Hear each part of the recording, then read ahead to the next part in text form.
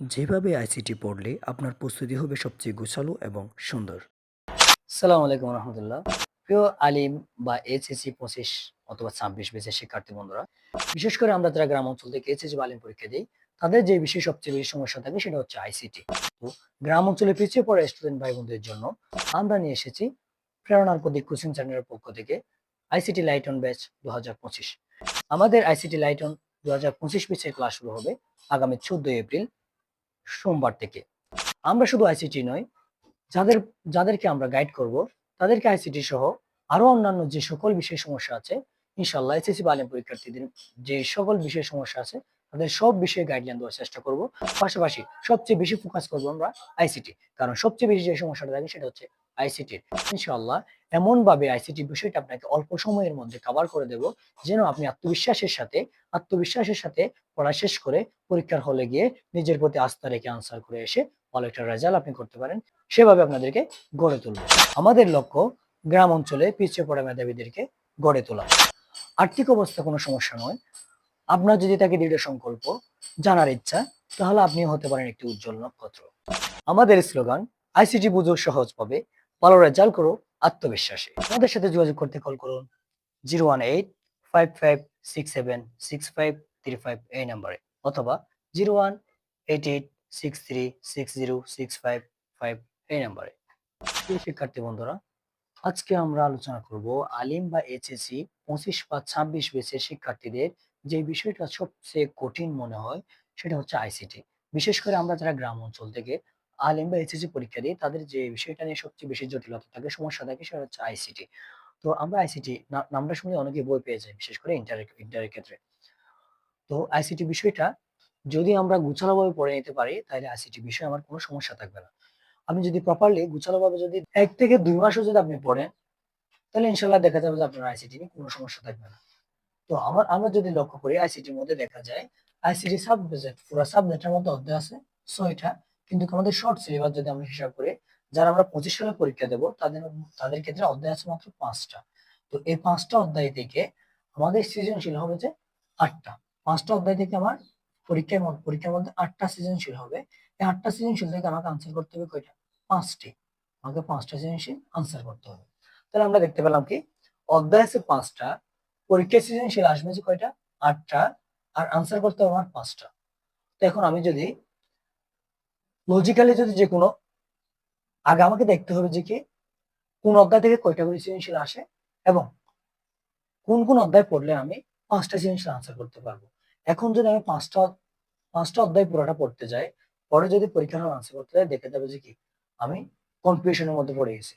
তো এখন সহজ পদ্ধতি হচ্ছে, আমরা যারা গ্রাম থেকে পড়ালেখা করি তাদের জন্য এই আইসিটিটা সহজে পাশ করা বা সহজে ভালো রেজাল্ট করার জন্য সবচেয়ে ভালো পন্থা হচ্ছে কি, এই আট 5টা অধ্যায় থেকে যে কোনো 3টা বা 4টা অধ্যায় ভালো করে পড়লে দেখা যাবে যে কি ওই 8টা সৃজনশীলের মধ্যে 5টা বা 6টা কমন পড়ে যায়। তো এই অধ্যায়গুলো কোনগুলো সেগুলো আমরা দেখবো, এবং কিভাবে পড়ে আমরা সেগুলো শেষ করব সেটা সম্পর্কে আজকে আমরা দেখাই দেব, এবং পরবর্তীতে ইনশাআল্লাহ কয়েকটা ক্লাস আমি দেওয়ার চেষ্টা করব। তো আজকের ক্লাসের মধ্যে আমরা শুধু জানবো যে কি আইসিটিটা কিভাবে সহজে পড়ে আমি পরীক্ষার মধ্যে আত্মবিশ্বাসের সাথে নিজ যোগ্যতায় ভালোভাবে আনসার করে পরীক্ষায় ভালো রেজাল্ট করতে পারবো। তো আজকে আমরা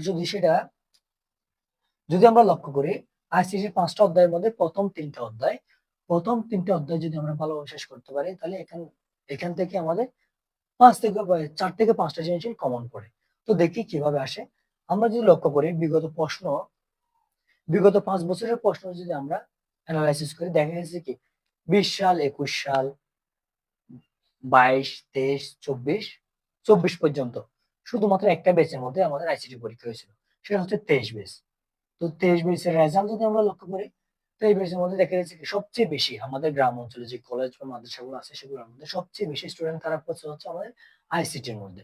তো এই আইসিটিটা খারাপ করার অন্যতম কারণ হচ্ছে কি, আমরা আইসিটি নাম শুনলে ভয় পেয়ে যাই, মানে দেখি না যে মাঝখানে মানে ভিতরে কি আছে, আমার কিভাবে পড়তে হবে সেটা আমরা জানি না।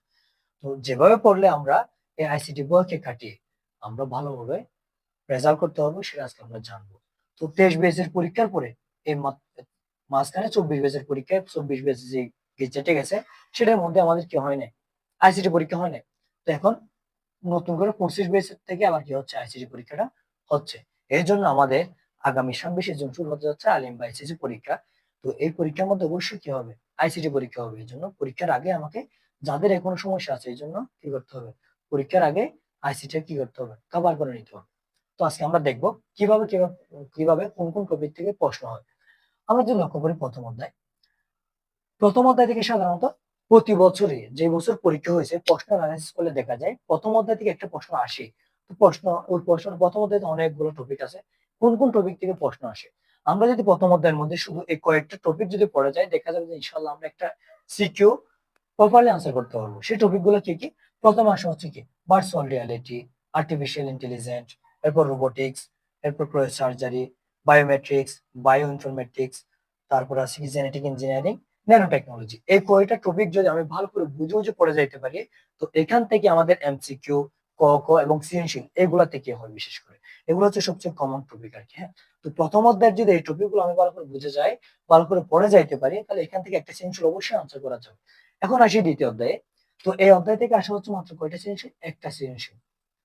এখন যদি আমরা লক্ষ্য করি দ্বিতীয় অধ্যায় সাধারণত দ্বিতীয় অধ্যায় থেকে প্রশ্ন অ্যানালাইসিস করলে দেখা যায় যে প্রতি বছর দুইটা একটা বেশি আসলে দুইটা, কমপক্ষে না আসলে একটা সৃজনশীল অবশ্যই আসে। তো দেখা যায় যে কি কোন টপিক গুলো থেকে প্রশ্ন আসে সেগুলো আমরা দেখি। তো দ্বিতীয় অধ্যায় যদি লক্ষ্য করে আমরা দেখতে পাই যে কমিউনিকেশন সিস্টেম প্রথম টপিক, দ্বিতীয় টপিক হচ্ছে ডেটা ট্রান্সমিশন মোড, এরপর আছে data transmission method, data data communication মাধ্যম, এরপর আছে তার মাধ্যম, এরপর বিভিন্ন প্রজন্মের মোবাইল, এরপর আছে নেটওয়ার্কের ধারণা, এরপর হচ্ছে নেটওয়ার্ক টোপোলজি, এরপর হচ্ছে ক্লাউড কম্পিউটিং। এই কয়েকটা টপিক যদি আমি ভালো করে দ্বিতীয় অধ্যায় থেকে পড়ে বুঝে যেতে পারি তাহলে আমার দ্বিতীয় অধ্যায় থেকে অবশ্যই যদি দুইটা সৃজনশীল আসে আমি দুইটাই আনসার করতে পারবো। তো প্রথম এবং দ্বিতীয় অধ্যায় থেকে মোট আমাদের তিনটা সিকিউ আসে, অর্থাৎ তিনটা সৃজনশীল আসে।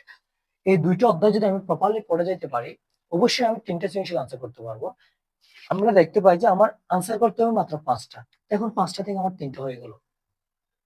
তাহলে আপনি যদি তিনটাও আনসার করতে পারেন কোনো মতে আপনি পাস করে ফেলবেন। এখানে ফেল করার কোনো কি নেই, অপশন নাই। তো এখন আমরা দেখি তৃতীয় অধ্যায়। তৃতীয় অধ্যায় যদি লক্ষ্য করি তৃতীয় অধ্যায় দুইটা অংশ। তৃতীয় অধ্যায় থেকে সাধারণত প্রত্যেকটা বছর দুইটা করে সৃজনশীল আসে। তার মানে আপনি যদি কোনো অধ্যায় নাও পড়ে শুধু তৃতীয় অধ্যায়টা যদি শেষ করতে পারেন এখান থেকে আপনি দুইটা সৃজনশীল মাস্ট আপনি কমন পাবেন। তো সেই দুইটা সৃজনশীল কোথা থেকে আসে? এই তৃতীয় অধ্যায়ের মধ্যে আমরা দেখতে পাই যে প্রথম অংশ এবং দ্বিতীয় অংশ দুইটা অংশ ভাগ করা আছে। সাধারণত প্রথম অংশ থেকে একটা সিকিউ আসে, দ্বিতীয় অংশ থেকে একটা সিকিউ আসে। তখন আমরা দেখি প্রথম অংশ থেকে কোন টপিকে আমার সিকিউ হয় সেটা। প্রথম অংশ যদি আমরা লক্ষ্য করি প্রথম অংশের মধ্যে আছে আমাদের সংখ্যা পদ্ধতি, এরপর আছে কি রূপান্তর, এরপরে বাইনারি যোগ বিয়োগ, এরপর দুইয়ের পরিপূরক, এরপর হচ্ছে কুলের ধারণা।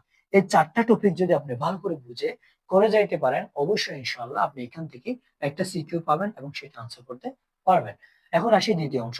দ্বিতীয় অংশ হচ্ছে আমাদের কি দ্বিতীয় অংশ থেকে একটা সিকিউ আসে, সেটা কোথা থেকে আসবে? ওই যে বুলিয়ান অ্যালজেব্রা, এরপর হচ্ছে ডিজিটাল ডিভাইস, এরপর হচ্ছে সত্যক সারণী বা গেট, সত্যক সারণী এবং গেট, এনকোডার এবং ডিকোডার। এই কয়টা টপিক যদি আপনি ভালো করে পড়ে যান এখান থেকে আপনি একটা সিকিউ কমন পাবেন। তাহলে আমার এখন কয়টা হলো?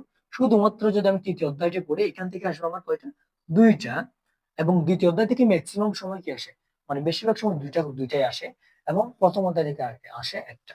তো আপনি যদি 5 অধ্যায় বাদ দিয়ে শুধু এই অল্প সময়ের মধ্যে যারা আমরা 25 সালের পরীক্ষার্থী আছি তাদের জন্য শুধু যদি আমি 3টা অধ্যায় ভালো করে পড়ি দেখা যাবে যে আমার 4টা নাইলে 5টা অবশ্যই ইনশাআল্লাহ কমন আসবে।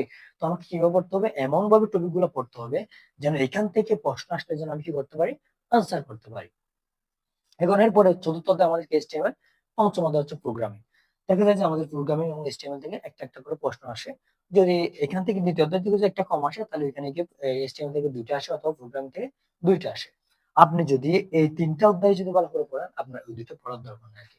যারা পারেন তারা তো পড়বেনই, কিন্তু যারা এটা হচ্ছে মূলত দুর্বলদের জন্য, যারা আমরা আইসিটি মনে করেন পাস করার মতো আমাদের অপশন নাই। পাস করতে আমাদের কষ্ট হয়ে যায়। তাদের জন্য মূলত আজকের এই গাইডলাইনটা। তো আমরা যদি এভাবে যেকোনো 3টা বা 4টা অধ্যায় যদি ভালো করে পড়ে নিতে পারি তাহলে আমাদের এই বিষয়ে আর কোনো সমস্যা ইনশাআল্লাহ থাকবে না।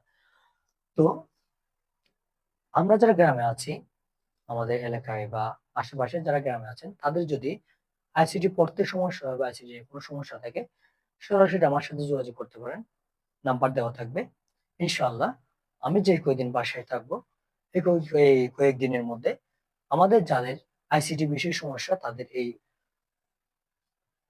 অল্প সময়ের মধ্যে ইনশাল্লাহ ১.৫ থেকে ২ মাস অথবা সর্বোচ্চ না হলে ২ মাসে যাবে।